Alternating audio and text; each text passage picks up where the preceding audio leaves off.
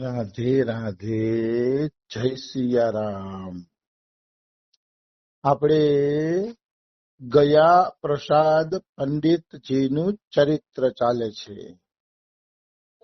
ગયા પ્રસાદ પંડિતજીના ચરિત્રમાં આગળ વધીએ તો ગયા પ્રસાદ પંડિતજી અંતર્યામી હતા. તો કે ભાઈ અંતર્યામી કેવી રીતે હતા? આપણે કેમ ખબર પડે કે ઈ અંતર્યામી હતા? એમ તો કે એનો એક સરસ મજાનો પ્રસંગ છે.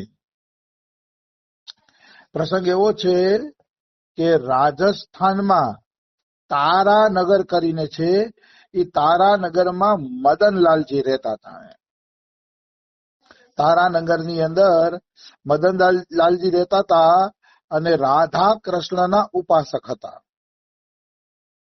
હવે ધીરે ધીરે એમનો સંપર્ક ગયા પ્રસાદ પંડિતજી હારે થયો. એટલે ધીરે ધીરે ગયા પ્રસાદ પંડિતજી હારે સંપર્ક થયો ને તો ગયા પ્રસાદ પંડિતજીને પણ ઈ ગમતા અને બે જણામાં ગુરુ શિષ્ય જેવું ભળવા માંડ્યું. ગુરુ શિષ્ય જેવો નાતો થઈ ગયો થોડાક જ સમયની અંદર બે વચાને. ધીરે ધીરે ધીરે ધીરે મદનલાલજીએ વ્રજવાસ કરી લીધો, વૃંદાવનમાં કાયમી માટે નિવાસ કરી લીધો. તો મદનલાલજીને ખબર પડી કે ગયા પ્રસાદ પંડિતજી રાસલીલાના ઠાકોરજીને બહુ પ્રેમ કરે છે. રાસલીલાના ઠાકોરજીને ગયા પ્રસાદ પંડિતજી સાક્ષાત ભગવાન માનીને પ્રેમ કરતા. હા, એવા પ્રિય હતા એને ઠાકોરજી. તો આ મદનલાલજી નવા નવા ચેલા બન્યા હતા ને, એના મનમાં થોડોક સંશય આવ્યો કે ભાઈ હવે રાસ વિહારીમાં આટલો પ્રેમ શું રાખવાનો હોય કે રાસલીલાના ઠાકોરજી તો ગમે એમ તોય એ છોકરા જ છે ને બ્રાહ્મણના છોકરા લીલા માટે આવે છે, લીલા કરીને પૈસા લઈને ઘરે વયા જાય છે. ઈ વળી રાસલીલા ઠાકોરમાં સાક્ષાત ભગવાન જેવો ભાવ શા માટે રાખવો હોય? શા માટે રાખવો? જરૂર શું છે? એવો એક ભાવ એના મનમાં આવ્યો, મદનલાલજીના મનમાં. એટલે ગયા પ્રસાદ પંડિતજી હવે જો કે છે અંતર્યામી હતા. એને ખબર પડી ગઈ કે મદનલાલજીને રાસલીલાના ઠાકોરજી પ્રત્યે થોડોક નબળો ભાવ આવી ગયો છે. એટલે એક જગ્યાએ રાસલીલા થતી હતી ને, એટલે ગયા પ્રસાદ પંડિતજી એનો હાથ પકડીને લઈ જાય છે. હાથ પકડીને કે હાલો રાસલીલા જોવા. તો કે ના, મારે નથી આવવું પંડિતજી. તો કે નહીં, ચાલો તમારે રાસલીલા જોવા આવવું જ પડશે. એમ કહીને ગયા પ્રસાદ પંડિતજી પોરાણે એને રાસલીલા જોવા માટે લઈ ગયા. પરાણે તો પરાણે લઈ ગયા ને તો વહાં રાસલીલા પાસે પહોંચ્યા ને તો કે જુઓ, એકવાર રાસલીલા ઠાકોર અને રાધા રાણી ઉપર નજર નાખો એ કે પછી બીજું વિચારજો તમે એ કે. તો મદનલાલજીએ રાસલીલાના રાધા કૃષ્ણમાં નજર રાખી તો એને સાક્ષાત દિવ્ય તેજ નીકળતું હતું એવા દર્શન થયા. વાહ વાહ! જાણે રાસલીલાના ઠાકોરજી માંથી દિવ્ય તેજ નીકળે છે, દિવ્ય તેજ ઝળકી રહ્યું છે એવા સાક્ષાત દર્શન થયા. કહેવાનો ભાવ શું છે કે રાસલીલા ભલે અત્યારે પૈસા લેવા માંડ્યા છે, બધી સાચી વાત છે, આપણે એ કાંઈ જોવાનું નથી. આપણે એ જોવાનું કે મુંગટ અને ચંદ્રિકા ધારણ કરે ત્યારે રાસલીલાના ઠાકોરજી સાક્ષાત રાધા કૃષ્ણ જ છે એમ આપણે માનવું જોઈએ. એમ આપણે માનવું જ જોઈએ. એમાં કોઈ પણ પ્રકારનો સંશય કરવો જોઈએ નહીં. બિલકુલ આવી વસ્તુ છે. તો આ રીતે રાસલીલાના જે ઠાકોરજી હતા એ ઠાકોરજીમાં એને દિવ્ય દર્શન કરાવી દીધા. ત્યારથી મદનલાલજીની રાસલીલાના ઠાકોરજીમાં શ્રદ્ધા વધી ગઈ, શ્રદ્ધા વધી જાય છે. અને ગયા પ્રસાદ પંડિતજી તો જેવા તેવા નહોતા. રાસલીલાના ઠાકોરજી શૌચ જાય ને તો પાણીનો લોટો ભરીને એની પાછળ પાછળ જતા. એટલી હદે એને રાસલીલાના ઠાકોરજીમાં ભગવત ભાવ થઈ ગયો તો, એટલી હદે ભગવાન જ માનતા. એકવાર રાસલીલાના ઠાકોરજીમાં એને પ્રેમ થઈ ગયો એટલે એ તો રાસલીલા વાળા કપડા ઉતારી નાખે ને તો એને ઠાકોરજી કહીને જ બોલાવતા. એવો રાસલીલા. હું તો સાચું કહું ને, હું તો સાચું કહું, મારી વાત કરું હો, હું તો મારી વાત હૃદયની બધા ભક્તોને વેચીને જ હાલું છું. જરૂર ભાવ રાખવો જોઈએ રાસલીલાના ઠાકોરજી પ્રત્યે. હું જયારે લીલા કરતા હોય, મુગટ ચંદ્રિકા ધારણ કર્યો હોય ને, ત્યારે તો રાધા કૃષ્ણનો ભાવ રાખું જ છું, પણ અન્ય સમયમાં ખોટું નહીં બોલું, મારો ભાવ રહેતો નથી.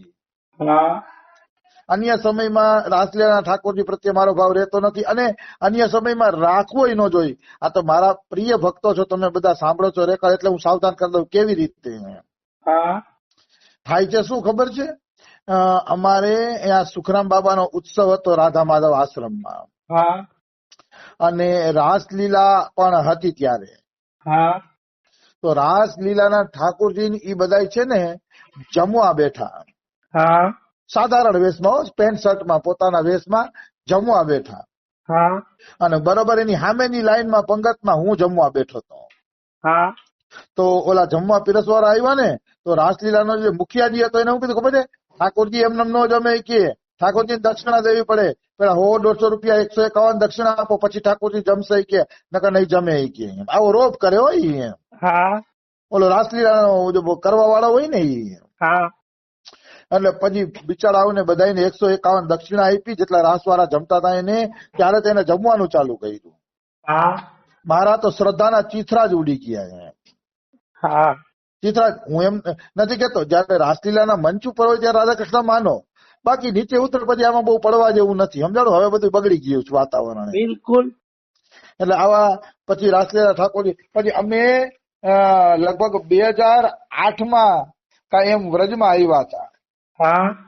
અને અમે બધા ગુજરાતીઓ નક્કી કર્યું કે રાસલીલાનો જે આખો પરિવાર છે ને એને જમવા માટે બોલાવીએ. એટલે અમે ત્યારે કનૈયાલાલની મંડળી હાલતી, તો એ મંડળીને કીધું કે અમારી ઈચ્છા છે કે ઠાકોરજી તમે બધા રાસલીલાના પરિકરો અમારા ઘરે ગુજરાતી કોલોનીમાં જમવા પધારો. તો ઓલા લોકો એવું કીધું ખબર છે, ઠાકોરજી પગે ચાલીને નહીં આવે, એના માટે તમારે ઘોડા ગાડી મગાવવી પડશે, કે તો આવે ને કે ન આવે. આવું અમને કીધું. ઠાકોરજી ઘોડા ગાડી વગર આવશે નહીં, કે જમાડો હોય તો જમાડો. અમે જમવાનું કેન્સલ જ કરી નાખ્યું, કે જે આવી ફરમાઈશું કરતા હોય ને હું જમાડવાના હોય, એના કરતા તો ગરીબોની સેવા કરી દેવી હારી. બિલકુલ.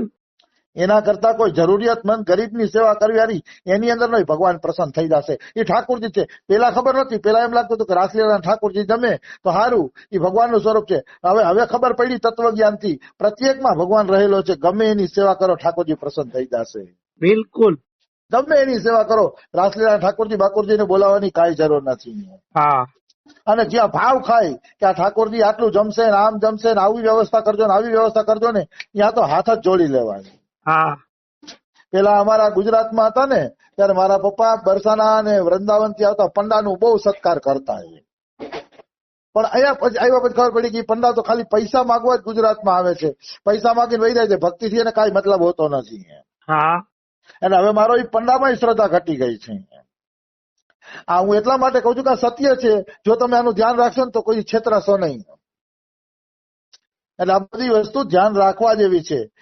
રાસલીલા ઠાકોરજી મંચ ઉપર હોય ત્યારે આદર કરી દો, પ્રણામ કરી દો, એનો વાંધો નહીં, બાકી અન્ય સમયમાં રાસલીલા વાળા કોઈ સંબંધ રાખવો નહીં.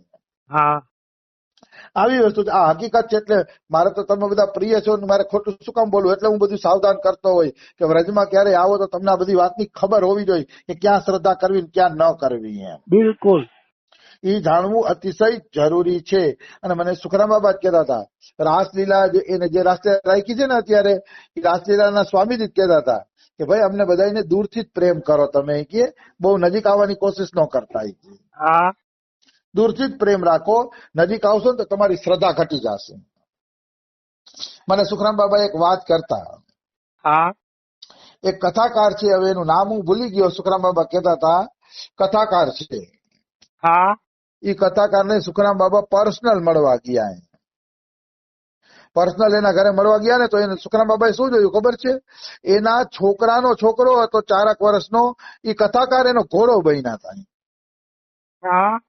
એ કથાકાર એનો ઘોડો બન્યા હતા અને ઘોડો ખેલવતા હતા અને છોકરાને પ્રસન્ન કરતા હતા.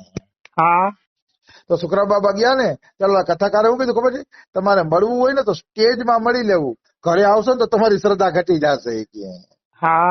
તમને એમ થશે કે આવડો મોટો કથાકાર ને છોકરા હારે અહીંયા ઘોડો બનીને રમે છે કે તમારી શ્રદ્ધાના ચિત્રા ઉડી જશે કે તમારે સ્ટેજ ઉપર જ મળવું. સ્ટેજ ઉપર આપણે એમ થાય કે આ વ્યાસજી છે. હા એ વાત તો હું માનું છું હો. હું સત્સંગ કરતો એટલે બધાને એમ થાય કે આ તો જાણે ભાઈ સાહેબ કેટલું જાણતા હશે, પણ આમ મારા જીવનના કઈ ઠેકાણા નથી.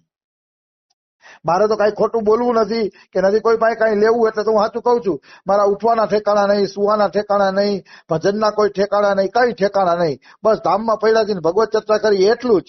એટલે હું બોલું છું એટલે એનો અર્થ એવો નથી કે મારામાં એવું છે કે જીવનના એટલા ઠેકાણા નથી.